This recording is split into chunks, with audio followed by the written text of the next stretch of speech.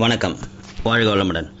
Pondicherry homeo learning forum YouTube சேனலில் புதிய மருத்துவ தகவல்கள், அதுவும் உடல்நலம் சார்ந்த மருத்துவ தகவல்கள், அதன் தொடர்ச்சியாக காக்சல்ஜியா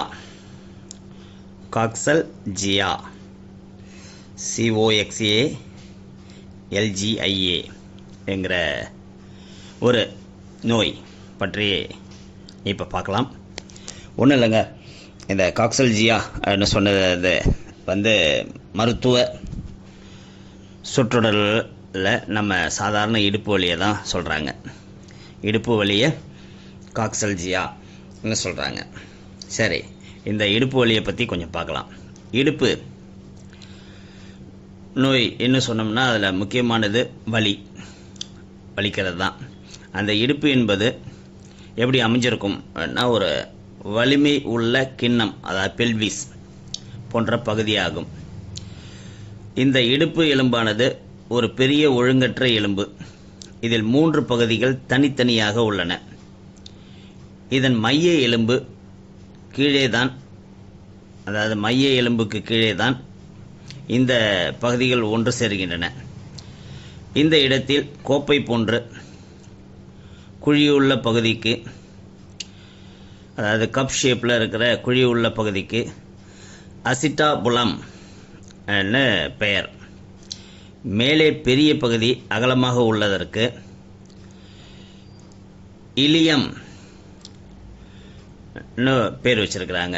முக்கோண மையப்பகுதி பூபிஸ் என்ன சொல்கிறாங்க.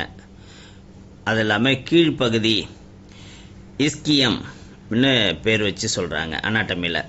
இந்த 3 பகுதிகளும் சேர்ந்ததே அசிட்டாபுலம் என்ற கூட்டமைப்பு உருவாகிறது.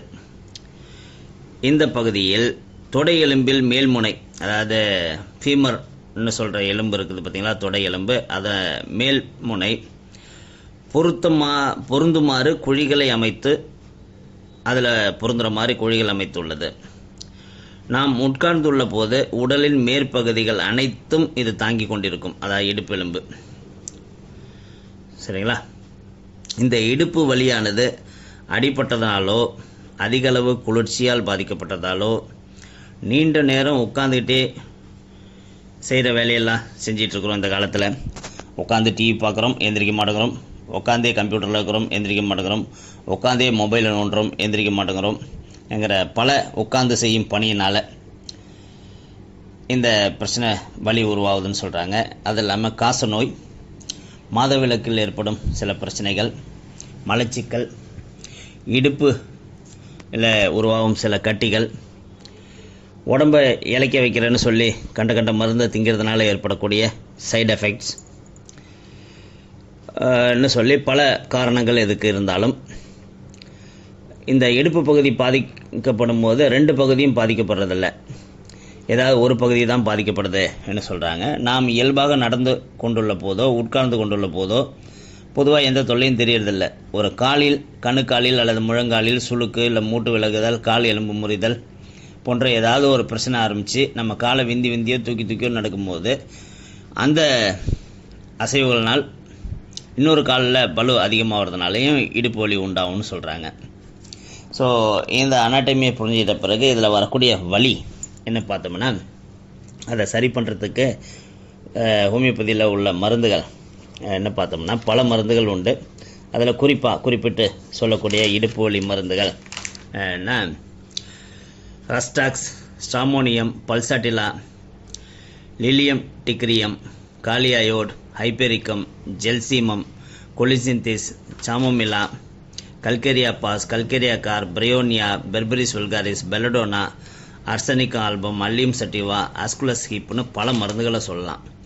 இதில் பொதுவாக என்னோட ப்ராக்டிஸில் நான் எடுத்து கையாளும் மருந்துகள் rhus tox, arnica, hypericum, bryonia, calcarea carb, calcarea phos, சில நேரங்களில் பெலடோனா மெக்பாஸ் என்கிற மருந்துகளும், ஆஸ்குலஸ் ஹிப் என்கிற மருந்தும் நான் அடிக்கடி இந்த இடுப்பு வலிக்காக எடுத்து கையாளும் மருந்துகள். இந்த இடுப்பு வலிக்கு கூட்டு மருந்துகள் என்ன சொன்னால், நான் எப்போதும் என்னோட கால் டீ ப்ளஸ் அது கூட கொஞ்சம் ரெகுமெண்டேஷத்துக்காக போடக்கூடிய என்னோடய ரெகும் டீங்கிற கூட்டுக்கலவை மருந்துகளை நான் உபயோகிப்பது உண்டு. அதில் இருக்கிற மருந்துகள்னு பார்த்தோம்னா இதாங்க: calcarea carb, calcarea phos, bryonia, berberis vulgaris, aesculus hip, rhus tox, arnica, மெக்பாஸ்ங்கிற மருந்துகள் தான் பொதுவாக நான் கையாளும் மருந்துகள். இது இல்லாமல் ரிக்விக்ங்கிற கம்பெனியோட R1 R11 சாப்பிட்டாலும் இடுப்பு வலி குறையும். அதே பாக்ஸன்ங்கிற கம்பெனியோட B6 B11 சாப்பிட்டாலும் இந்த இடுப்பு வலி குறையும். அதனால் இடுப்பு வலினா பெரிய பெரிய ஆப்ரேஷன்லாம் சொல்லி பயமுறுத்துவாங்க. அதனால் ஹோமியோபதிங்கிறது மிக எளிமையாக இனிமையாக உங்களின் இடுப்பு வலியை காக்சல்ஜியாங்கிற அந்த மருத்துவ பெயர் கொண்ட இடுப்பு வலியை சரி செய்யக்கூடிய மிக எளிமையான மருந்துகள் ஹோமியோபதியில் பல உண்டு. அதனால் நல்ல மருத்துவத்தை நாடுங்கள். நல்ல மருத்துவத்தை பற்றி மற்றவர்களுக்கு எடுத்து சொல்லுங்கள். வாழ்க வளமுடன், வாழ்க நலமுடன். Pondicherry homeo learning forum YouTube channel ஒரு லைப்ரரியாக இயங்கிக் கொண்டிருப்பதை பெருமையுடன், ஹெல்த்துக்காகவே இயங்கும் ஒரு லைப்ரரி என்ன மற்றவர்கள் கூட பகிர்ந்து கொள்ளுங்கள். இந்த பதிவு பற்றிய உங்களது கமெண்ட்டை பதிவேற்றம் செய்யுங்கள். வாழ்க வளமுடன்.